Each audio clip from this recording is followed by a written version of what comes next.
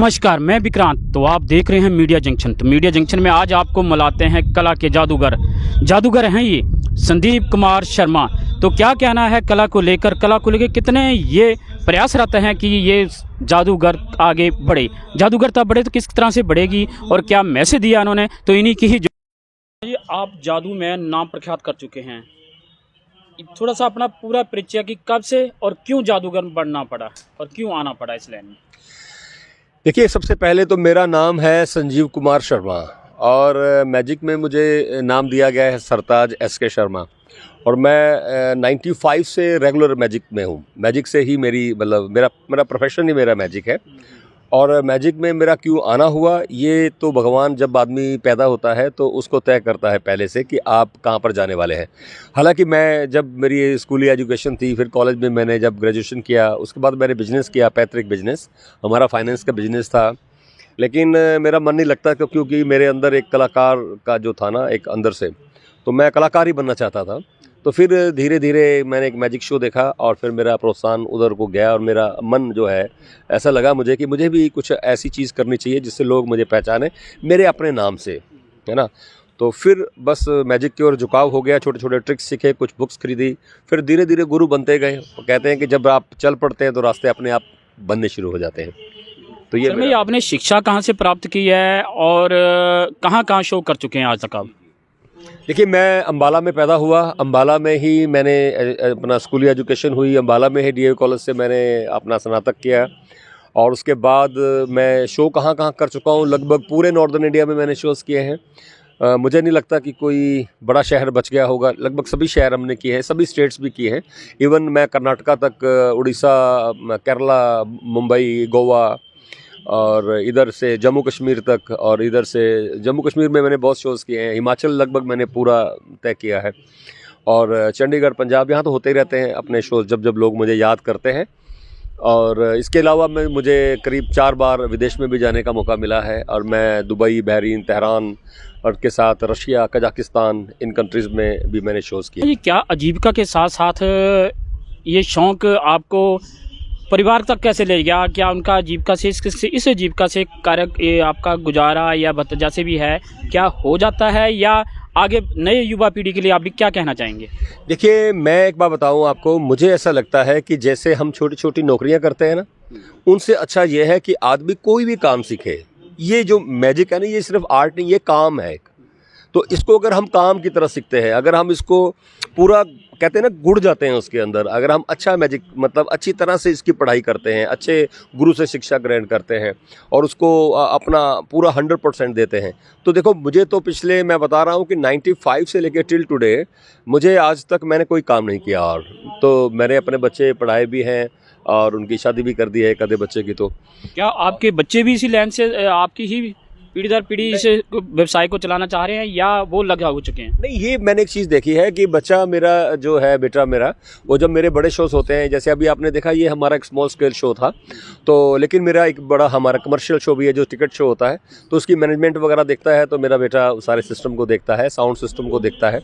और अदरवाइज़ वैसे वो बजाज फाइनेंस में अपना पर्सनल बिजनेस करता है, क्योंकि मैजिशियन बनने के लिए सिर्फ पिता का मैजिशियन होना काफ़ी नहीं होता, उसके लिए आपके अंदर एक इनबिल्ट आर्टिस्ट होता है, कलाकार होता है, जो भगवान की देन होती है। तो तभी आपने देखा होगा, बड़े बड़े फिल्म स्टार हैं, कई उनके बच्चे उनको जबरन जब फिल्म में हीरो बनाया, अभी तो वो लोग कामयाब नहीं हो पाए।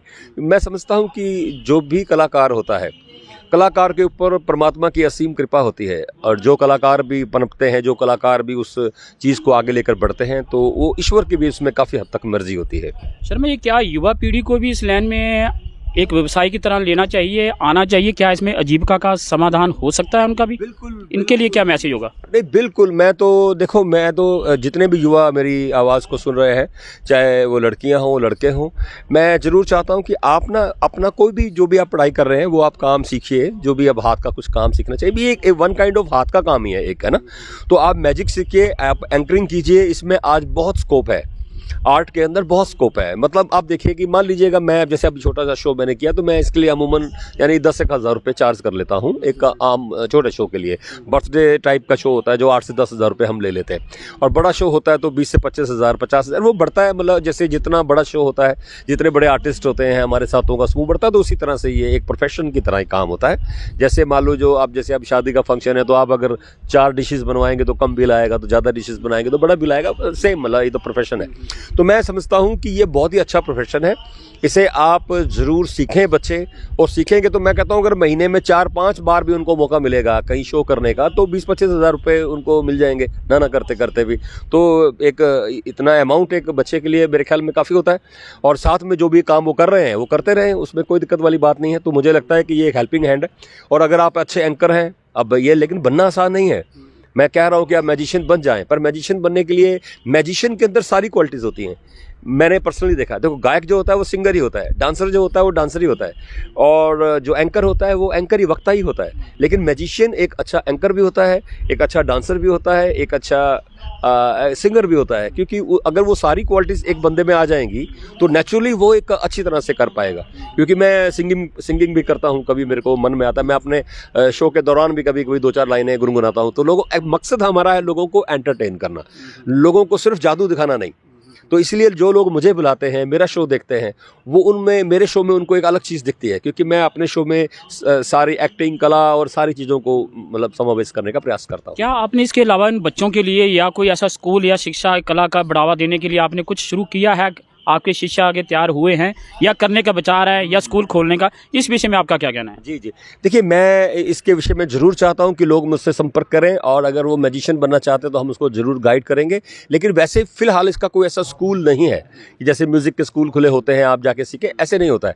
लेकिन इसमें यह है कि आप जैसे आजकल यूट्यूब पे बहुत सारे ट्रिक्स को सीखने और सिखाने का भी होता है, तो आप लोग वहाँ से शुरुआत कर सकते हैं। फिर जब आपका रुझान बन जाएगा, आपको लगेगा कि आप इसमें ईजी फील कर रहे हैं, तो आप मेरे जैसे किसी जादूगर के साथ संबंध बना सकते हैं। और दूसरी बात है, आजकल बहुत सारा बुक्स हैं इसके बारे में, बहुत लिटरेचर है इसके बारे में, आप पढ़िए तो बन सकते हैं। और जहाँ तक रही मेरी बात, तो मैंने तो ऑनलाइन भी एक मैजिक सिस्टम सिखाने का एक सिस्टम शुरू किया हुआ है। तो जो लोग सीखना चाहते हैं वो मेरे से संपर्क कर सकते हैं, और नंबर आप नीचे डिस्क्राइब कर दीजिएगा, मैं बोल देता हूँ नंबर भी। तो मेरा नंबर जो सुन रहे हैं वो नोट कर सकते हैं। नंबर मेरा है 9812018891। एक बार फिर से रिपीट कर देता हूँ, माई नंबर इज़ 9812018891। तो ये नंबर से आप मुझसे संपर्क कीजिएगा। हम व्हाट्सएप के माध्यम से कुछ वीडियोस के जरिए भी लोगों को सिखाते हैं और इसके बारे में जानकारी लोगों को देते हैं। जी, एक शर्मा जी, अंधविश्वास का भी चल रहा है, और आजकल कई बाबा लोग भी शायद वो इसी कला से संबंधित हैं या कैसे करते हैं वो? कई बार सुनने में आया या अखबारों में भी पढ़ा होगा आपने कि चोरी, इसके गहने ले गए, ये वो। इस विषय में क्या है आपका? देखिए मेरे तो शो की शुरुआत ही होती है जब हम पहली लाइन बोलते हैं, there is no magic in the world, दुनिया में जादू कुछ नहीं है, सब हाथ की सफाई है। लेकिन क्या होता है कि कुछ लोग जैसे कला को सीख लिया, तो कला को सीखने के बाद जब वो पूरी तरह से मैजिशियन नहीं बन पाते, या किसी की बुद्धि, किसी की अंतरात्मा ऐसी होती है कि वो लोगों को ठगने का प्रयास करता है, तो वो इन ट्रिक्स के ज़रिए लोगों को ठगने का प्रयास भी कर लेते हैं। तो बहुत सारे तथाकथित ऐसे बाबा हुए हैं, पकड़े भी गए हैं, कुछ अंदर भी हैं, और कुछ नहीं पकड़े गए तो पकड़ी जाएंगे। बात यह है कि सच तो सच ही रहेगा, नहीं तो कल उजागर हो ही जाता है। पर मैं चाहता हूं कि इस विद्या को अगर कोई सीखा जाए तो इसको समाज के शुभ कार्य के लिए लगाना चाहिए। बाकी अच्छाई और बुराई तो शुरू से चली आ रही है, राम और रावण के समय से चली आ रही है। तो कुछ बुरे लोग भी हैं जो इसका दुरुपयोग करते हैं, पर मैं चाहता हूं कि जो व्यूवर्स, आपके दर्शक जो है इसको जो सुन रहे हैं हमारी आज की वार्तालाप को, उन्हें मैं ये मैसेज करना चाहता हूं कि आप किसी भी जो कुछ चमत्कार करे ना, कोई बाबा हो चाहे, अगर कोई चमत्कार करे तो आप उसे एक आर्टिस्ट समझिए, उसे भगवान समझकर अपना सर्वस्व ना न्यौछावर करें। हाँ, अगर आपको अच्छा लग रहा है तो आप एंजॉय कर सकते हैं, लेकिन ये नहीं कि आप उसको परमात्मा समझें। परमात्मा तो वही है और उसी के पास सारी पावर्स है। शर्मा जी, आप जनमानस और युवा पीढ़ी को क्या मैसेज देंगे अपनी तरफ से?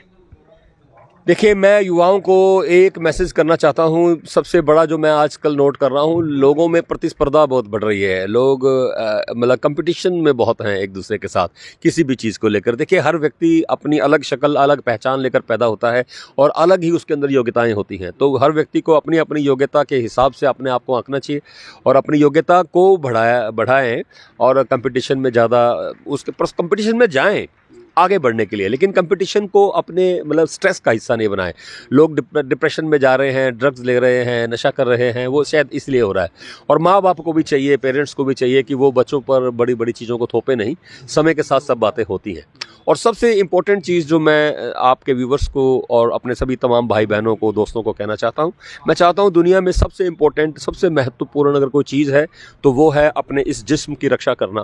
क्योंकि परमात्मा ने हमें कई अरब रुपए का ये जिस्म बनाया है। अभी अभी मेरी एक बात हो रही थी किसी से, उनको अभी अपने घुटने बदलवाने पड़े और किसी को अपना लीवर चेंज करवाना पड़ा, तो वो उसके लिए उनको पता नहीं कितने लाखों रुपए का खर्चा, वो कूल्हे बदलाने की अभी बात चल रही थी, तो मतलब 8 लाख रुपए, अभी भाई साहब भी बता रहे थे मुझे 8 लाख रुपए का खर्चा आ रहा है। तो यानी समझिए कि अगर हम अपने स्ट्रक्चर को, अपनी बॉडी जो हमें करोड़ों रुपए की परमात्मा ने दी है, तो हम इसे संभालें, क्योंकि ईश्वर ने ये बहुत ही नायाब चीज़ हमें दी है।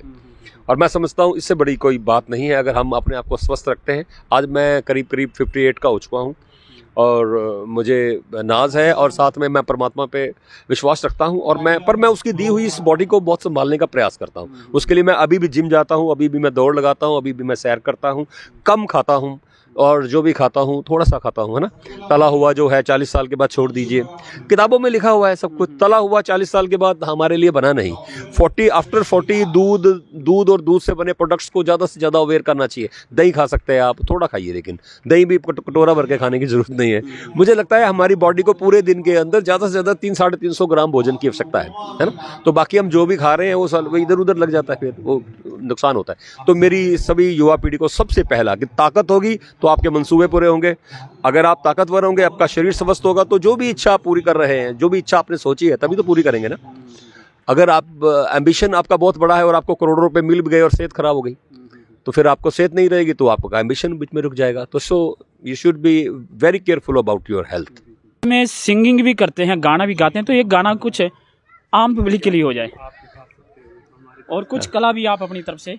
हाँ, गाने की जहाँ तक बात है, चलिए मैं एक लाइन, अभी होली आने वाली है तो एक होली से संबंधित मैं एक लाइन सुना देता हूँ। रंग बरसे भीगे चुनर वाली, रंग बरसे हर कीने मारी पिचकारी तोरी, भीगी अंगिया ओ रंग रसिया, ओ रंग रसिया। हाँ, कुछ जादू का भी कुछ हो सके। अच्छा, हाँ, तो कुछ देखिए, वैसे तो ना ट्रिक्स के लिए कुछ ना कुछ चीज़ें तो होनी चाहिए। लेकिन कुछ, हाँ, यस, कुछ भी अगर थोड़ा सा इन अपने दर्शकों के लिए। जी, चलिए मैं कोशिश करता हूँ। चलिए इस 100 के नोट के साथ एक मैजिक करने का प्रयास करते हैं। देखिए, ये जो करेंसी होती है ना जी, करेंसी हो या कॉइन हो, जो भी ये भारत की मतलब धरोहर होती है, तो इसको ना हर्ट करना यानी ये मतलब ठीक नहीं होता। लेकिन मैं एक जादू के ट्रिक के लिए आपको दिखा रहा हूँ कि जैसे ये नोट है, आप इस नोट को ऐसे फोल्ड कर लें तो कोई प्रॉब्लम नहीं है, ठीक है। ऐसे भी प्रॉब्लम कर लें, ऐसे कर दें तो कोई दिक्कत नहीं है, यहाँ तक कोई प्रॉब्लम नहीं है, ठीक है। क्योंकि आप इसको ऐसा मोड़ सकते हैं, बाद में सीधा हो सकता है। लेकिन अगर आप इसको ऐसे करते हो तो हाँ, अगर आप इसको ऐसा करते हैं, ठीक है, और ऐसा अगर करते हैं इस तरह से, ठीक है, तो ये जो है ये नुकसानदायक है। तो इसको ऐसा आपको नहीं करना है, क्योंकि ये एक ऑफेंस भी हो जाता है, और साथ ही साथ देखो, अगर ऐसा हो ही जाए तो इसको इस तरह से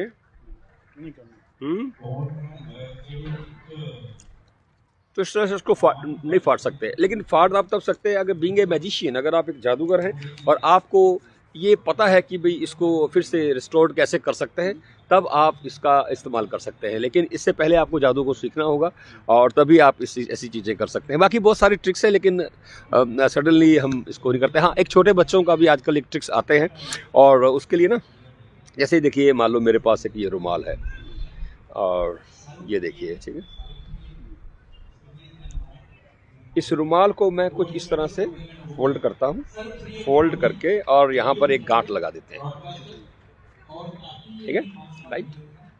ऐसे गांठ लगा दिया मैंने, ठीक है। और ये गांठ लगाने के बाद अब आप इसे पकड़े, इस हाथ में ऐसे पकड़ ले, ठीक है। और अब आप इसको हम खींचेंगे और ये गांठ को हम टाइट करेंगे थोड़ा, ठीक है। और जब इसको ऐसा टाइट करेंगे तो आप देखेंगे कि ये गांठ यहाँ से ऐसा गायब हो जाती है जी। सो मैजिक में बहुत सारी ट्रिक्स हैं, लेकिन यहाँ हम जैसे नज़दीक खड़े हैं तो कुछ इस तरह की चीज़ें हैं। बाकी शो के क्लिप्स लोग देखेंगे, उनको अच्छा लगेगा। और बहुत सारे बड़े बड़े हमने पीछे स्टेज पर हेलीकॉप्टर अपीयर किया। ये हिंदुस्तान में पहली बार स्टेज के ऊपर मैजिशियन हेलीकॉप्टर से उतरा, तो वो सौभाग्य मुझे प्राप्त हुआ। उन्नाव में हमने वो शो किया, वो यूट्यूब पे आप देख सकते हैं। यूट्यूब पे मैजिशियन SK शर्मा आप सर्च कीजिए यूट्यूब पे, तो वहाँ आप डालेंगे तो वहाँ मेरा चैनल खुलेगा, उसमें आपको दिखेगा कैसे स्टेज खाली थी और हेलीकॉप्टर आता है और फिर मैं उसमें से निकलता हूँ। और इसके अलावा और भी घोड़ा गायब हो जाता है, कार गायब हो जाती है, ऐसे बहुत सारे खेल हमने बड़े बड़े किए हैं। जैसा मंच होता है, जिस तरह की चीज़। शर्मा जी, आप मंच की बात कर रहे हैं, मंच में आप किसी को भी निराश नहीं करते। आपके पास अगर कोई कार्यक्रम योजित करवाने के लिए आए तो आप चाहे छोटा कार्यक्रम हो, बड़ा हो या बड़े से बड़ा हो, आप हर को मानते हैं। तो इस विषय में आपका क्या क्या कुछ होता है, कैसे करना पड़ता है, उसके लिए क्या आर्थिक स्थिति होती है, इस विषय में भी आप क्या क्या कहना है? पैसे मतलब कैसे होता है? जी जी जी। देखिए, वैसे मैं तो मतलब मैं आपको बताऊं कि जब मैं मैजिशियन बना था तो मैं पैशन से बना, शौक से। मेरे को ये था कि लोग मुझे देखें। पैसा मेरे लिए सर्वोपरि पहले भी नहीं था, अभी भी नहीं है। तो लोग जब मुझे कॉल करते हैं अपनी किसी भी गेट टुगेदर के लिए, तो मैं बहुत ही नॉमिनल चार्जेस उनसे लेता हूं। और कई बार जो मेरा चार्ज होता है, तो अगर मुझे लगता है कि भी वो संस्था के पास उतना फंड नहीं है, तो हम उसको मेंटेन कर लेते हैं। मकसद ये होता है कि हम नए से नए लोगों से जुड़े। देखिए, एक कलाकार होने के नाते मेरा ये फ़र्ज़ बनता है कि मुझे मैक्सिमम लोग देखें। जब तक मैं ज़िंदा हूँ, अधिक से अधिक लोग मेरी कला को देखें और मेरे बारे में चर्चा करें, क्योंकि आर्टिस्ट तो सिर्फ अपना प्रचार ही चाहता है, चर्चा ही चाहता है ना, कि लोग उसके बारे में बातें करें। और भी हाँ, भी एक जादू, जैसे गोगिया पाशा थे, गोगिया पाशा ने बहुत जादू किए, और मुझे पता लगा था कि बहुत सारे शोज़ उन्होंने फ्री ऑफ कॉस्ट भी किए। तो उसी के चलते हमने भी बहुत सारे शोज़ फ्री ऑफ कॉस्ट किए हैं।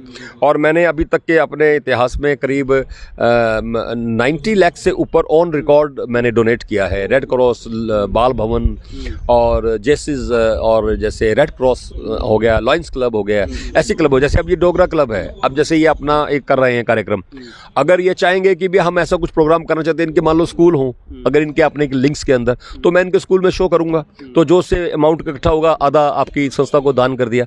ऐसे भी जो संस्थाएं जुड़ना चाहती है, जो चाहती हैं कि शो के मार्फत फंड रेजिंग किया जाए, तो दे कैन कॉन्टेक्ट अस। तो हम उन जहां वो शोज करेंगे, जो कलेक्शन होगा उसको आपस में ऐसे डिस्ट्रीब्यूट कर सकते हैं जी।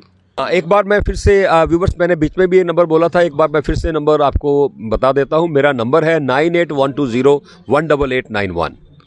Once again 9812018891। मीडिया जंक्शन, मैं जहां से ये बात कर रहा हूं, आप यहां से भी संपर्क साध सकते हैं, और इनके जो अधिकारी हैं उनसे भी आप नंबर को कभी लेना चाहेंगे तो ले सकते हैं। मेरी सेवाएं आपके लिए हमेशा तैयार हैं। और अगर कोई गूंगे बहरे स्कूल का बच्चों का कोई कार्यक्रम है, कोई अगर हैंडीकैप्ड है, कुछ ऐसा, या कुछ स्लम एरिया में आप शो करवाना चाहते हैं और आपकी भाव जो है आपका अच्छा है, तो हम आपके लिए अपनी सेवाएं फ्री भी देने को तैयार हैं। आप आगे बढ़िए, हम आपके साथ हैं। कोई दिक्कत वाली बात नहीं, पैसा कमाने के लिए रास्ते और बहुत सारे हैं।